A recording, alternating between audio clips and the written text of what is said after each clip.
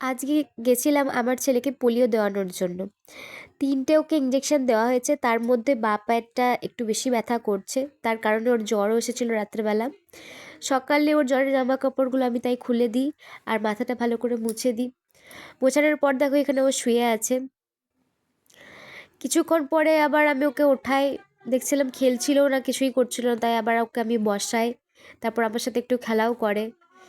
প্রতিবারে injection দিয়ে নিয়ে আসার পরে কিন্তু আমার ছেলের জ্বর আসেই, আর তার সাথে ও ভীষণ কান্নাকাটি করে। তার জন্য একটা থ্রোমোফোব জেল আছে। এই জেলটা যেখানে ইঞ্জেকশনটা দেওয়া হয় সেটা চারিপাশে লাগাতে হয়, মুখটাই কিন্তু লাগাতে নেই। জেলটা ভীষণ ঠান্ডা, তাই লাগানোর পরেই জায়গাটা ঠান্ডা করে দেয়। আর এটা হচ্ছে প্যারাসিটামল সিরাপ, এটাও কিন্তু ওখান থেকেই দেওয়া হয়েছিল, ওখানকার আশাকর্মী দিদিরা আমাকে দিয়েছিল এটা জ্বরের জন্য। তো আমি বাড়ি এসে আমার ছেলেকে 10 ফোঁটা খাইয়ে দিয়েছিলাম। খাওয়ানোর পরেও যদি দেখছেন যে জ্বর কমছে না, তাহলে 6 ঘন্টা পর আবার 10 ফোঁটা খাওয়াতে পারেন।